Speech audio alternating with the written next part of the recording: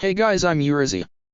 This story is all about what if Naruto uncovers the reason why his village despises his existence. A secret that everyone knows isn't much of a secret. Uzumaki Naruto, Konoha's unknown prodigy, independently uncovers the reason why his village despises his existence. Then he decides to do something about it. Before we proceed with the story, please like and subscribe to this channel if you liked the video, and don't forget to check the description for the other works of the author if you liked the story. Let's start. Lay down your burdens. Konoha Market District. 7 years after the Kyuubi's defeat, 634th year of the Sage. Seated at a table in an open-air cafe, situated near the middle of Konoha Gaku's commercial areas, there sat a completely ordinary man. Black hair, brown eyes, mid-30s, and no outstanding characteristics, calmly sipping his tea and seemingly enjoying a pleasant day. He was also waiting for something. He should be passing by any second now. I don't think this will reveal anything unexpected, but it would be nice to know for sure. I deserve that much. Just as he anticipated, the crowd began to stir over the next few seconds, smiling faces giving way to barely restrained hostility. The cause of this hostility soon became evident: a 7-year-old, blonde-haired, blue-eyed boy, dressed in shorts and a t-shirt, making his way down the street. And here we go, thought the perfectly ordinary man, directing a cold glare towards the boy that he didn't truly mean. Time to poke this with a stick and see what happens. Kyuubi, he uttered, voicing the word just loud enough for the people closest to him to hear. Sure enough, the word attracted some attention. Hey, buddy, the male patron at the nearest table chimed in, don't say that too loud. You know the law. I do now, mused the man, as he watched the boy turn the next corner and disappear. Outwardly, he scoffed. Sorry about that. It's just. No need to tell us, the second man's female companion joining the conversation. So many dead, and the Hokage just lets him run loose like there's no danger at all. The ordinary man made a sound of agreement, before returning to his tea. So I was right. I was really hoping that it wasn't true. That's gonna be a real pain in the ass to deal with. The patrons at the next table had no idea that they had just spilled an S-class secret to the one person they least wanted to tell. But there was no way they could have known. Not a soul in Konoha, other than Naruto himself, was aware that he had mastered the Kage Bunshin technique. None of the other customers of the cafe realized that the Naruto they had just been glaring at was nothing more than a chakra construct. They would never know that the nondescript man drinking his tea was none other than a henged Naruto. Office of the Hokage. 2 weeks earlier. Naruto was an incredibly intelligent child, but it didn't take a genius to see that there was something horribly wrong with the way the people of Konoha were treating him. The whispered comments, the hateful stares, the parents who told their children that they shouldn't play with him, that he was bad. It couldn't have been his physical appearance. Sure, blue eyes and blonde hair were very rare traits in Fire Country, but the Yondaime Hokage had the same features, and that hadn't stopped people from speaking of him with reverence. Naruto had his ideas regarding the rather obvious resemblance, but resolved to ponder that later. The only truly weird part of his physical appearance were his whisker-shaped birthmarks, but that alone could never explain the rampant hostility. Konoha loved its bloodline clans, and several of them had features that were far more unusual. But if appearance didn't explain anything, it seemed even less likely that they hated him for something he did. The village's enmity had been directed at him for as long as he could remember, and he couldn't imagine a baby doing something that would piss off tens of thousands of people. It wasn't his looks, and it wasn't anything he did, so he seemed to be at an impasse. Asking around hadn't helped. No matter how much the people hated him, they would always clam up and refuse to say why, without exception. Even the handful of people who treated him with decency would refuse to say anything and immediately change the subject. And he would let them, because he didn't want anyone finding out just how smart he was. The reason he had decided on that policy was simple. Naruto, despite or perhaps because of his social isolation, was very good at reading people's emotions. And underlying all the hatred directed at him, he could sense something else buried deep. Fear. They were actually afraid of him. He, who had done nothing to hurt anyone. He, who would be hard-pressed to take down a single average genin, despite his talent for the ninja arts. And that fear caused him to fear the people of the village in turn. If they feared him, it meant they saw him as a threat. Konoha was a military outpost at its core, and soldiers were trained to eliminate threats. For his own safety, he had to somehow be seen as less of a threat. And the only feasible way to do that, considering he was already a small child, was to make himself seem like a moron. Not too dumb, of course. The Hokage, one of the few people who liked him, might have sought professional help for him if he had seemed like a literal retard, and he wasn't confident that his acting skills would fool an expert. So he was merely dense, and easily distracted when people changed subjects every time he asked unpleasant questions. The act seemed to make people breathe easy, precisely as he had intended. But that left him with only one lead to follow, the complex seal on his stomach that formed every time he molded chakra. Naruto was something of a bookworm, written words being less biased against him than people, so it didn't take long for him to figure out that the odd-looking tattoo was a seal, even if he couldn't tell what it did. And from some of his previous reading, namely history and mythology, he knew that Biju could be sealed into people. The Sage of Six Paths, discoverer of chakra and father of ninjutsu, became the very first example when he sealed the Juobi inside of himself before splitting it. Naruto also knew that his birthday was the same day that the Kyuubi had attacked Konoha and been killed by the Yondaime Hokage. And since the sage himself hadn't been able to destroy the Biju, Naruto was reasonably confident that the official story was bullshit. That seemed to leave only one unpleasant possibility, but he didn't want to believe it without proof, and no one was going to just tell him. It was fortunate, then, that his false stupidity opened doors that would have otherwise remained closed. He had been visiting the Hokage, asking silly questions about his job and generally playing the innocent, somewhat dim, child, when the old man had been called away on some urgent business. Sarutobi had honestly expected to be done soon, and had permitted Naruto to remain in his office unsupervised so long as he promised not to make a mess. Part of his campaign to seem less threatening was to be honest to a fault, lies of omission notwithstanding, and anyone who gave him half a chance knew that he always kept his word. Since the guards were only posted on the outside of the doors, it was a golden opportunity to do some snooping. He grinned widely the moment the doors were shut. Well, that was stupid of them. You shouldn't leave people unsupervised in the Hokage's office, even if it's just a kid. I mean, haven't some people graduated the academy younger than I am now? Attached to the Hokage's office was a room containing various sensitive materials. Materials that people weren't supposed to look at without the Hokage's consent. Too bad Naruto had little respect for rules on a good day. Now if I was a dirty little secret about the most hated person in the village, where would I be? His excitement quickly dampened after a few minutes. Apparently, the village really did store its dirty laundry somewhere more secure, as there seemed to be no sign of any records regarding secret village activities or the like. The main object of interest seemed to be something called the Forbidden Scroll, and Naruto wasn't really interested in the sort of suicidal jutsu that would most likely be contained within. On the other hand, I really don't want to leave this room empty-handed after all that. Maybe a peek wouldn't hurt. The child carefully removed it from its pedestal, careful not to disturb anything else in the room, and proceeded to unroll it. He was right about the majority of the techniques within, unfortunately. It was amazing how many different ways ninja had come up with to kill themselves along with their enemies. But the very first jutsu on the list, the only one he came back to, was one that showed much more promise. Cage bunshin? Sounds annoying, regular bunshin are hard enough to make as it is.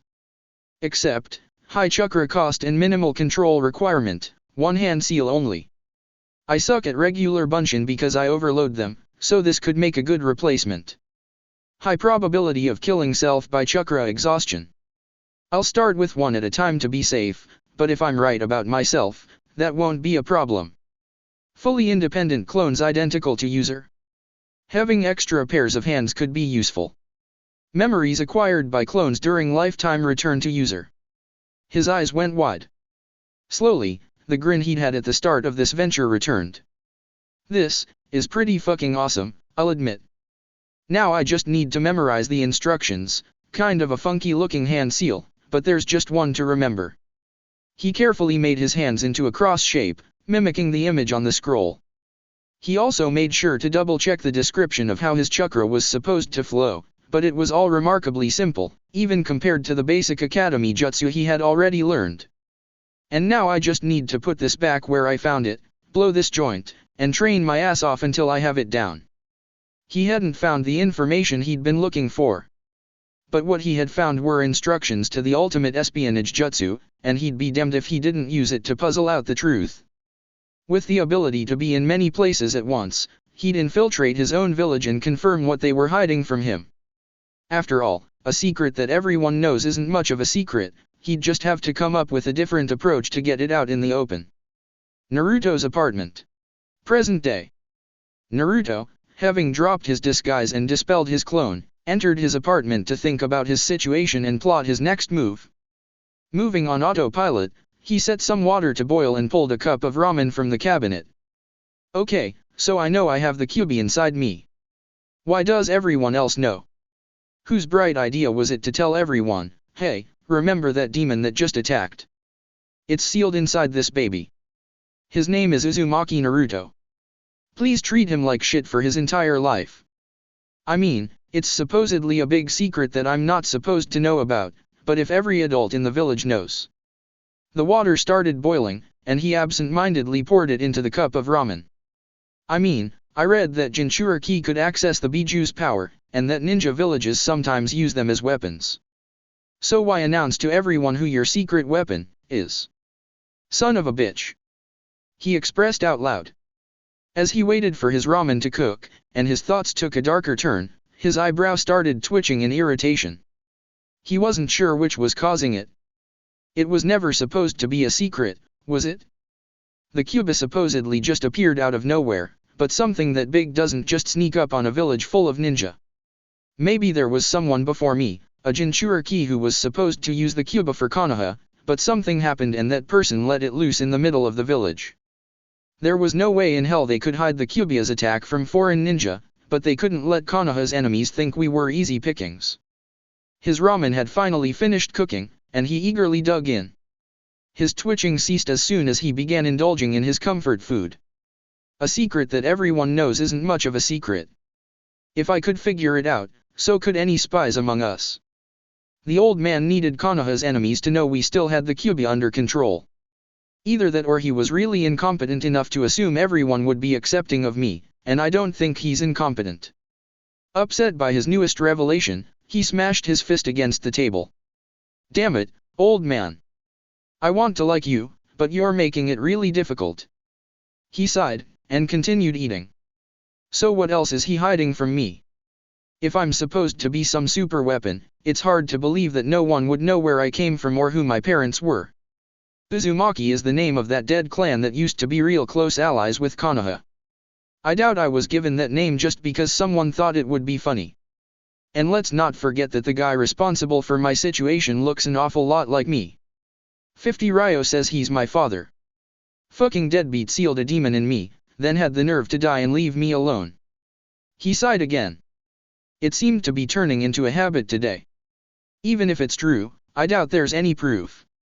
Can't have the people finding out that the child they love to hate is their hero's son, after all. That might upset them. Having finally finished his ramen, he expertly tossed the cup into the nearest trash can. Let's start with the easy part, then. I'm an Uzumaki, and there couldn't have been many left. I doubt they would go so far as to erase them from the records. It would have been much easier to hide any relationship by giving me a different name. So if I have a look at the public records, I should find my mother there. He glanced out the window at the darkening sky. But first, I need some sleep. It's getting close to bedtime. Konoha Public Record Depository. The next day. The following day found Naruto poring over unclassified records, cloaked in a henge. Not that his business here was illegal or anything, he just didn't want anyone thinking he was smart. And there was no telling how the powers that be would react if they realized just how many of his secrets he was uncovering. That's why he wasn't really there to begin with. Even if someone realized he was delving into sensitive matters, there just wasn't any feasible way to capture and interrogate a Kagebunshin. Naruto had honestly expected much more difficulty with finding his mother. Considering Konoha Gakure and Uchiha Gakure had been close allies, he'd expected to see a lot more Uzumaki refugees scattered throughout the paper trail to make his search more difficult. It seemed not many had made it to Konoha. By the time of the Kyubia's attack, there had only been one living Uzumaki registered as a citizen, someone who had died that same day, one Uzumaki Kushina. And just from looking at her picture, Naruto knew this woman was his mother. I've seen that face so many times before, every time I look in the mirror. Give me long, red hair, and we could almost pass as twins. And here I thought I looked like the Yondaime. Excited to learn more, he continued reading, only to laugh at what he saw. Husband, classified? Children, classified? What kind of sloppy attempt at censorship is this? You don't hide them by saying she's got them. Whoever's in charge of information security needs a swift kick in the ass. Pretty convenient for me, though, but did they seriously believe that the orphan named Uzumaki would never think to look here for more Uzumaki? If I had any doubts about who Daddy was, they just went bye-bye. There were plenty more chunks of blocked-out information, though he didn't know enough to be able to infer their meaning. It was to be expected for a high-level ninja, though, and he'd already gotten what he most wanted from the file. Naruto took one last, lingering look at the picture before closing the record book and standing up to put it back in its rightful place. As much fun as it is to wonder what could have been, they're both dead and gone. I'm alive, I'm surrounded by a village that hates me, and there's no way the old man will just let me walk away from it when I'm supposed to be his super scary ultimate weapon. So how am I going to deal with this mess I was born into? The Kagebunshin dispersed in a puff of smoke, relaying his findings to the original. No evidence of Naruto's presence remained. Naruto's apartment. 2 days later. Sitting on his unmade bed, in a vaguely meditative position, Naruto once more found himself considering the enormity of the problem he faced. If I stay, I'll be hated. These assholes don't even seem to believe I'm human. I'd probably have to single-handedly save the village in front of hundreds of witnesses before I'd manage to get any respect out of them. But I can't just ditch this place, because I'll be hunted if I leave. If other nations found out about me, they'd hunt me too. So how am I supposed to have a happy life? He gazed down at his shirtless torso, and at the seal that showed itself as he molded his chakra. It all comes down to you, doesn't it? I'm stuck with you, and that rules my entire life. You're attached to my chakra network, so even if I knew how to unlock a seal like this, it would probably kill me. Can't have weapons deciding they don't want to fight anymore, huh? That would just be silly. He took a moment to yawn and stretch, before adopting a pensive look. I can't believe I'm considering this, but I need your help. I don't even know if there's more to you than a mindless animal. But if there is, give me a sign. You're the only one who might side with me on this. You're the only hope I've got. Naruto had no reason to believe the Biju could hear his words, so he continued experimenting with his chakra. In waves and pulses, he sent it in the direction of the seal, attempting to make some sort of contact with the eldritch power embedded within. Nothing.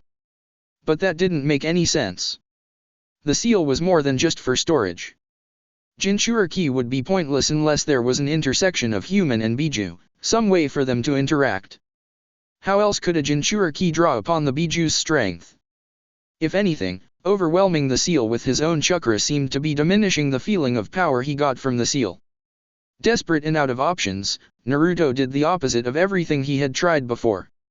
He pulled his chakra as far away from the seal as he could, and tried to draw out something, anything, from the depleted tenketsu under the seal. He felt a response, and his vision went dark. Place, not applicable. Time, not applicable. Why am I all wet? Blue eyes snapped open suddenly, quickly taking in their surroundings. The lighting in this place was depressingly low, but not so much that he couldn't see. He also noticed that the pool of water he was laying in was only a few centimeters deep. He stood up, intending to dry himself off, only to be surprised when every part of his body not currently immersed immediately lost all trace of moisture. What the shit? Is this even water? And where the hell am I? The massive hallway he was in seemed to be carved out of a single block of stone.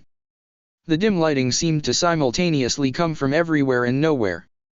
One end of the hall appeared to trail off into an endless void. The other ended abruptly in a gate, the bars of which were too far apart to stop any human. Well, that's not a good sign. What have I gotten myself into this time? Despite being intimidated by the thought of whatever the gate was meant to hold back, he didn't relish the idea of walking out into infinity, so he moved closer in hopes of finding out more. He found it, in the form of a giant claw trying to impale him as he approached. Gah! What the hell? He yelped as he stumbled backwards on his ass. His query was answered by the appearance of a massive nine-tailed fox thingy, if foxes had humanoid arms and opposable thumbs. Just the creature he'd been looking for, before finding himself here. Well, that answers some questions, he said, trying to control his fear with small talk and levity. You. The one who imprisons me. If not for these bars, I would consume you and have my freedom. Oh, thank the gods, you can talk. He exclaimed with a huge grin, getting back on his feet. Whatever the Biju had been expecting in response, it certainly wasn't that. Naruto knew he would cherish that look of surprise for the rest of his life, however short that may be. Nobody seems to know anything about you, or if they do, they aren't telling me. I was worried you'd just be a big old ball of chakra and rage. Not quite, the Biju replied, whatever vestigial sense of humor it possessed seeming to be awakened by Naruto's rambling. But for what purpose would my jailer wish to converse with me? I certainly have nothing to say to you. Naruto merely pouted at the continued hostility. Okay, let's get things straight. I'm not the one who put you inside me, and I certainly never had a say in it. And on that note, how are we separated? Where are we? You don't even know that much? Have your masters taught you nothing before you tried to draw on my power? Naruto scratched the back of his head, exasperated. I told you, nobody tells me shit. I had to trick people into confirming that you were inside me. Then I had to guess my way in here, wherever here is. The Cuba seemed almost impressed by that. How cunning of you. Very well then. Before continuing, it arched its back and stretched in a way that reminded Naruto of an oversized cat. All that you see around you is an abstract representation of the seal that binds us together. This is a pocket dimension to facilitate interaction. None of it truly exists in normal space-time, even our current forms are merely false constructs. Wherever you were when you made contact with me, you are still there, and no time will have passed when you awaken. Oh, okay. Naruto, for all his intelligence, did not have the education in theoretical physics he needed to truly understand the situation. No one did, that knowledge having been lost in the ancient wars that scorched the world. Still, he got the gist of it. This was all fake, and he was still sitting on his bed. I was kinda expecting that you'd just talk in my head or something, but this works too. Indeed, said the demon, just before its eyes narrowed in cold anger, but you still haven't told me what you want. Oh, right, he answered sheepishly. I, kinda need your help with dash. Of course you do, the demon interrupted, that's all your kind ever want. Maybe if you'd let me finish, Naruto growled, I was hoping you'd help me free you. For the second time in their conversation, the Biju was caught off guard. Slowly, it lowered its face to get a better look at the surprising specimen of humanity who had sought it out. You have my attention. Well, it's too late to start paying attention now. I've already said everything. An awkward silence filled the air as Naruto cleaned out his right ear with his index finger. So how do we do that? The mighty beast gave a bark that could have been a laugh. It's a simple enough task. You need only unlock this gate, and I shall be free. Naruto's gaze was drawn to a slip of paper that seemed to be the only thing holding the gate shut, flimsy as it was. He merely scoffed at the suggestion. I meant without killing me, you dick. I'm not stupid. If it were that easy, the old man wouldn't have let my life be so miserable. Not if I could just quit and leave whenever I wanted to. Well, you should have been more specific, the Cuba chuckled, as if it hadn't just tried to talk a child into suicide.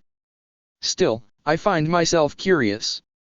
You have my boundless power within you, and you've just figured out how to tap it.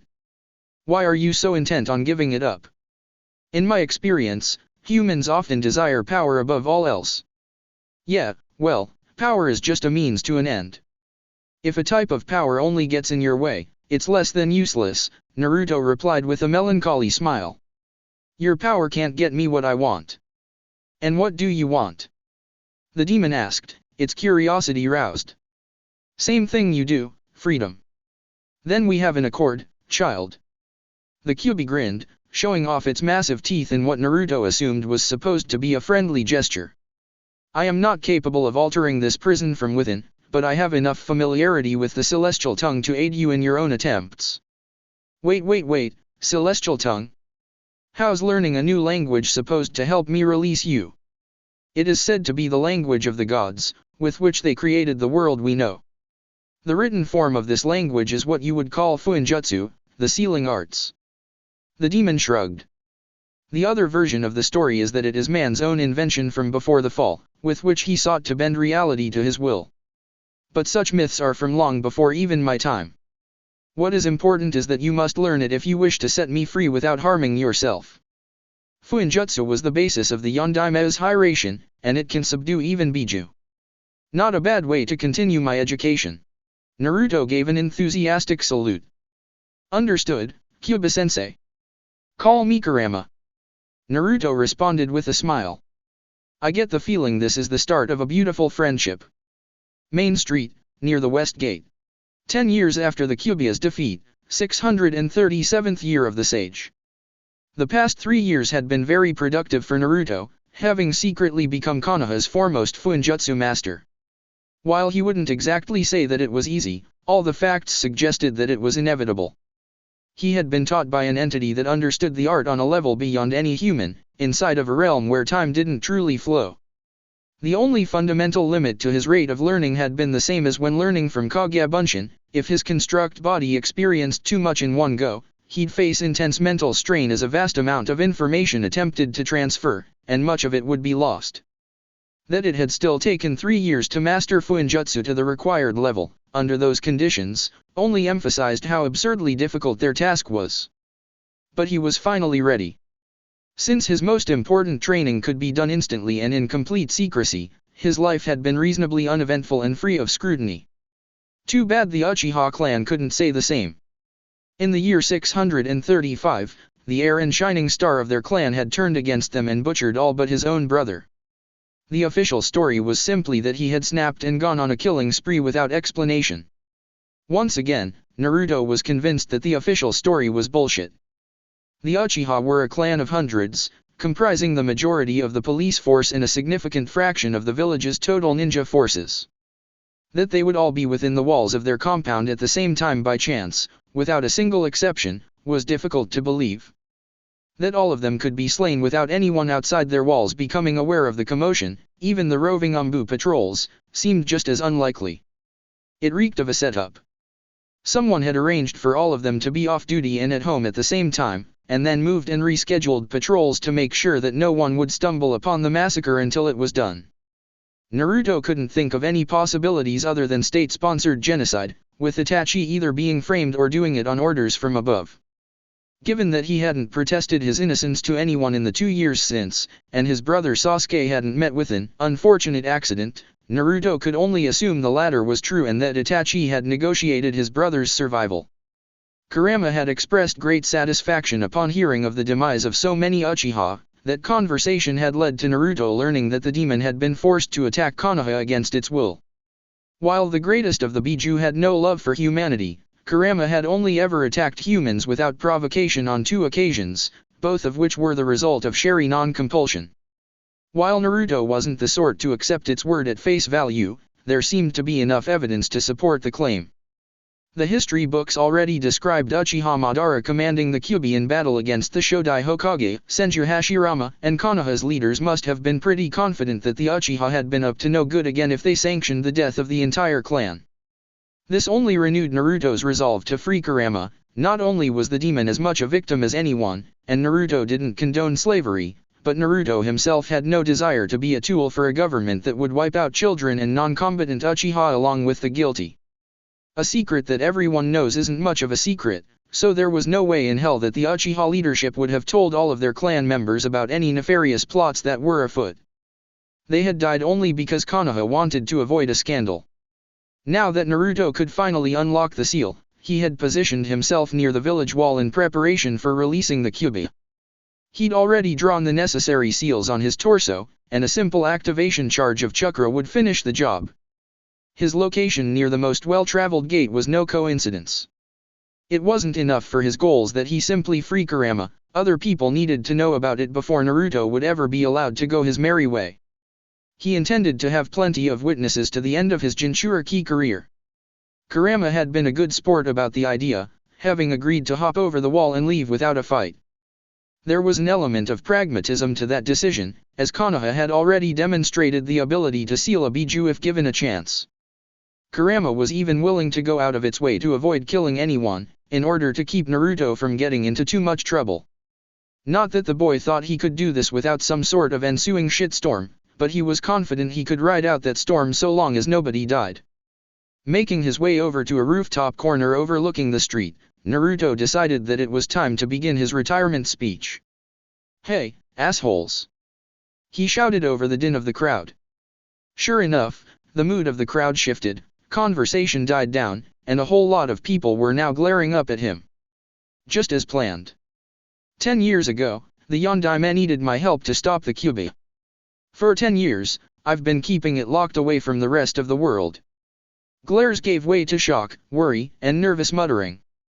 If anyone hadn't been paying attention before, they were now. But despite the importance of what I do, this job sucks. Long hours, no pay or benefits, and everyone treats me like shit. He charged up chakra into his right hand, and lifted his shirt to expose his torso, and seals, with his left hand. Tensions in the crowd increased. The ninja among them looked like they were about to jump him. Time to wrap it up. I quit. He yelled, and brought his right hand to the seal. All hell broke loose. Potent red chakra flowed rapidly from the seal, coalescing in the middle of the street. Its power could be felt throughout the village, even by the least chakra-sensitive of the villagers. Civilians were panicking and running for their lives every which way, with some forcing their way out of the village past bewildered gate guards. Many were frozen in terror, while some of the braver ninja threw weapons and fired elemental jutsu at the building mess of chakra. It was pure chaos. The demon rebuilt itself in stages. At first, it was nothing more than a giant, transparent, outline which towered over most of the nearby buildings. The attacks that were being flung at it simply passed through and sailed into the sky. Deep within the outline, a core of raw power formed and began spreading inexorably outward. Only when it contacted the outline did the whole construct begin to solidify. Detailed features of the Biju began to form, and the attacks directed at it finally managed to hit something, only to have absolutely no effect. 15 seconds after Naruto triggered the release, the Kyubi was fully restored. This seemed to cause a spontaneous lull in the battle, as the assorted ninja tried to figure out what to do about their seemingly invincible foe, and the demon simply gazed across the landscape. Then it drew in a massive breath, and everyone except Naruto braced themselves for some kind of attack. It came as a surprise to the people of Konoha when the Biju spoke to them. "See you later, shitlords." It laughed, before it bounded over the village wall and took off running at a speed no human could hope to match. Thanks to the tall forests surrounding Konoha, it was out of sight within seconds. Naruto merely smiled. "I feel like I've been a bad influence on him, her, it, whatever. That is my eternal legacy, a Biju with a foul mouth." He savored the looks of shock on the rabble in the street, before he suddenly began feeling dizzy. "Whoa, that still took a lot out of me. I need to go home and take a nap." With that thought, he began carefully making his way back to his apartment, the panicking citizens of Konoha failing to notice him now that they had much bigger things to worry about. Naruto's apartment. 1 hour later. "Uzumaki Naruto." "Herg," came the sleepy boy's eloquent reply. He opened his eyes, and was met with the sight of a man in traditional Umbu operative garb, standing by the foot of his bed. "The Hokage has ordered an emergency council meeting to discuss recent events. You have been summoned to testify before them." His no-nonsense tone implied that refusal was not an option. Naruto glanced over to his alarm clock, sitting on his nightstand. "Just over an hour since I got back. Not as much sleep as I'd have liked, but more than I expected to get. Maybe with all the confusion, they assumed I was dead."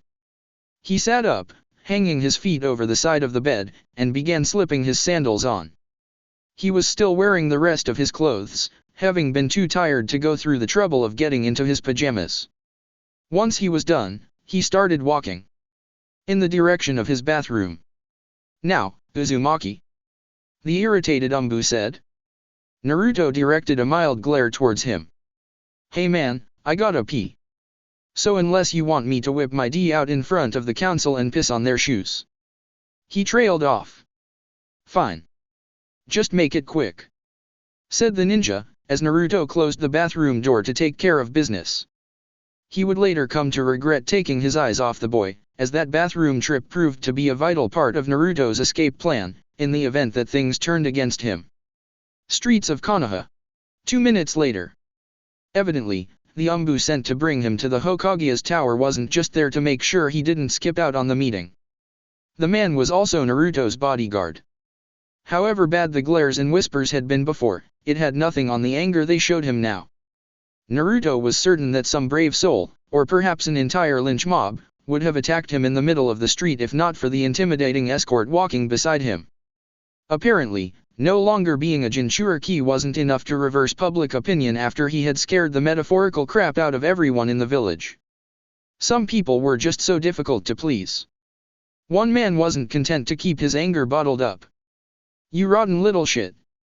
he yelled, waving his fist at Naruto. "The Hokage should have killed you years ago." Most of the other people nearby made noises of agreement.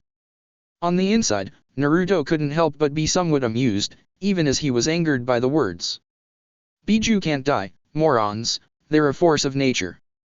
If I'd been killed after the sealing, you still would have had to deal with Kurama's reappearance eventually." Outwardly, he was much less polite. "Hey, fuck you buddy," he shouted back. "You all hated me when I kept a demon locked away, then you hate me more when I stop? You hypocritical idiots." The crowd only got more hostile after Naruto antagonized them, and his Umbu escort was getting nervous. "Uzumaki, I think it's time we speed this trip up," he said, before placing his hand on Naruto's shoulder and using Shunshin to convey them safely to the foot of the tower.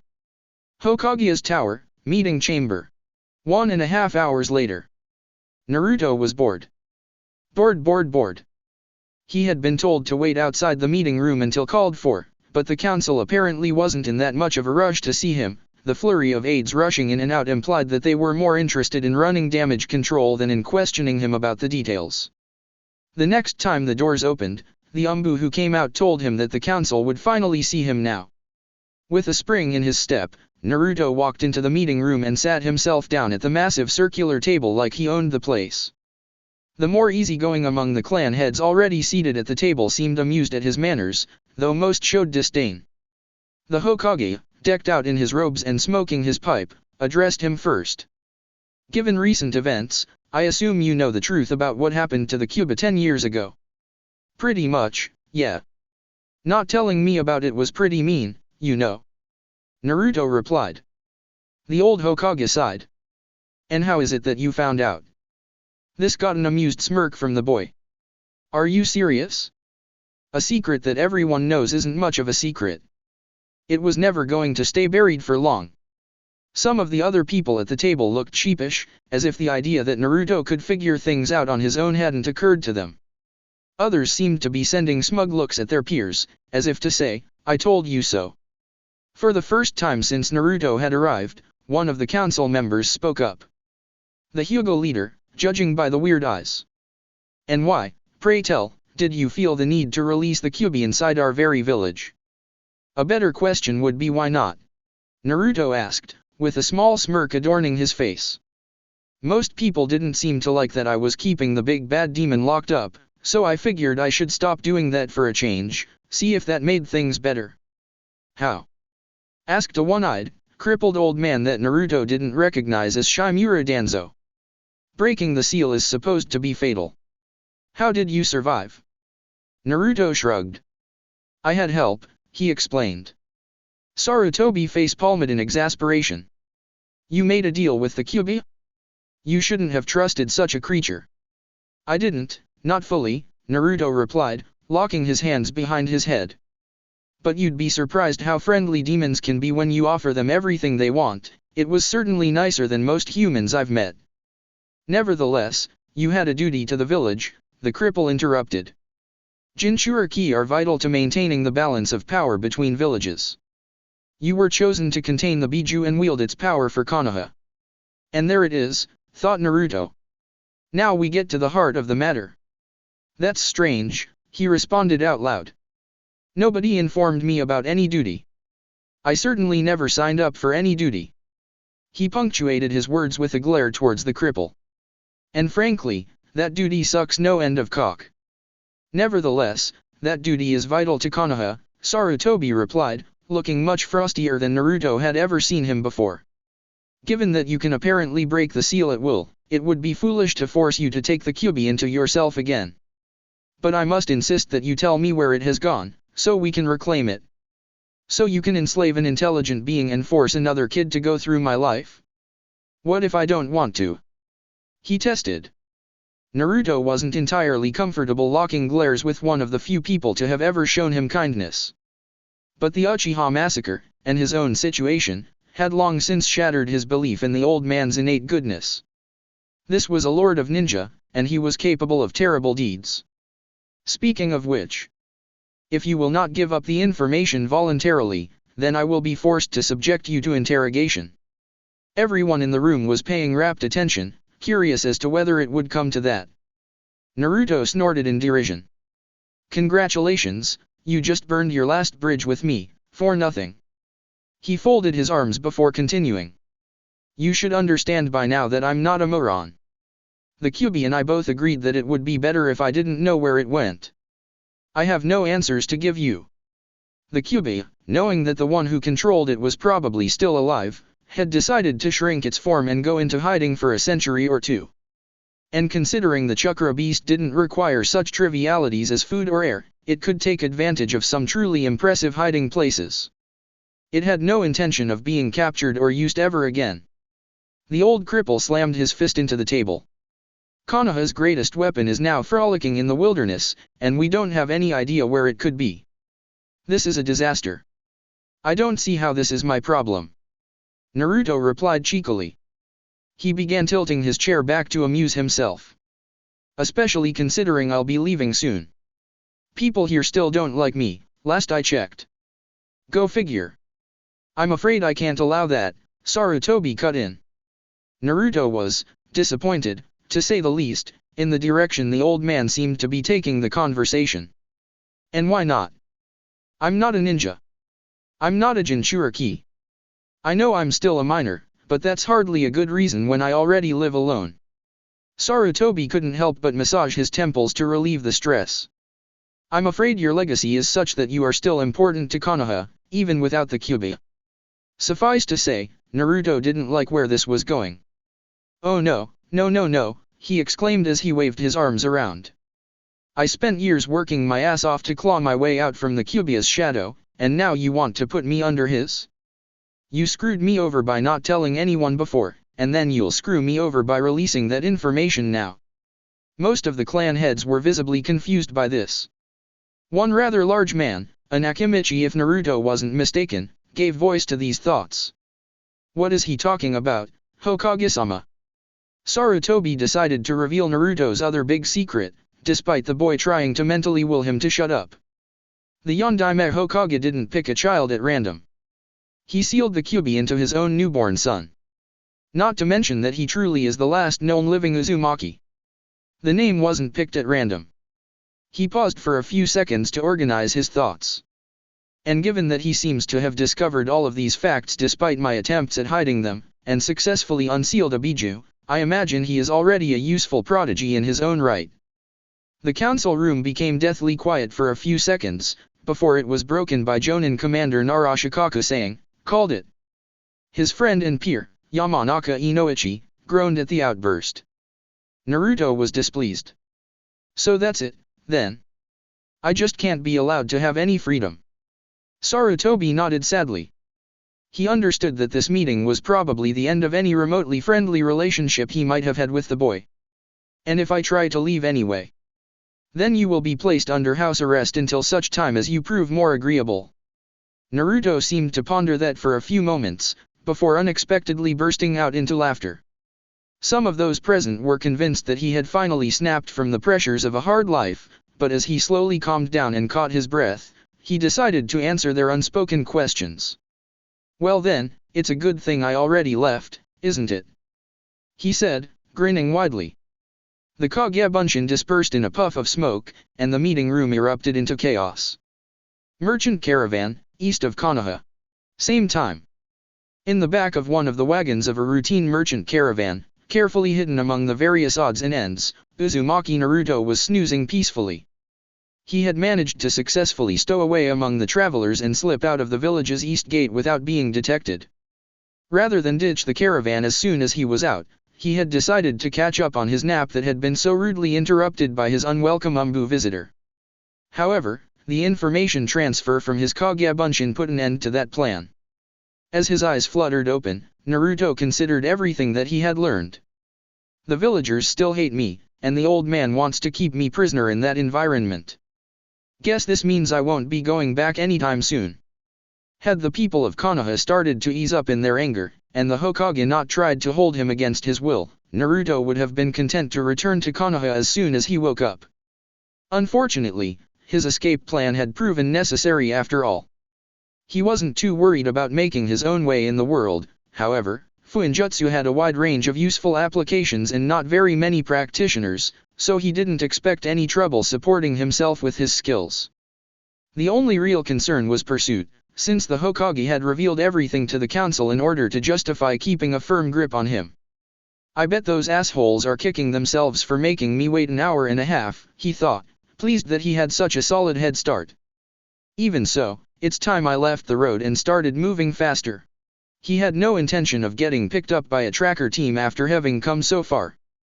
With renewed determination, he stood up and leaped from the wagon, getting the attention of some of the caravan drivers. "Sorry about hitching a ride without asking, but if it makes you feel any better, you just helped me escape from an abusive home," he said with an exaggerated bow. "Also, I swear I didn't break or steal anything." An awkward silence followed as the two parties stared at each other. "So, bye." He waved as he darted into the tree line, eager to begin his new life. Mount Miyabuku. Same time.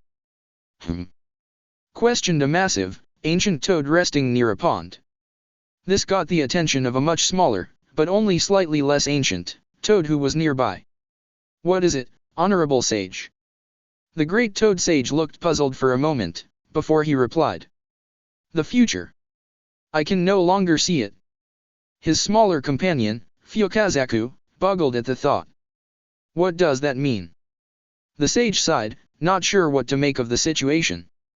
The child of prophecy has escaped the path he was forced onto at birth. Destiny itself lies shattered. He brought a finger to his mouth. "It is quite fascinating. The future is in flux, and will be for some time.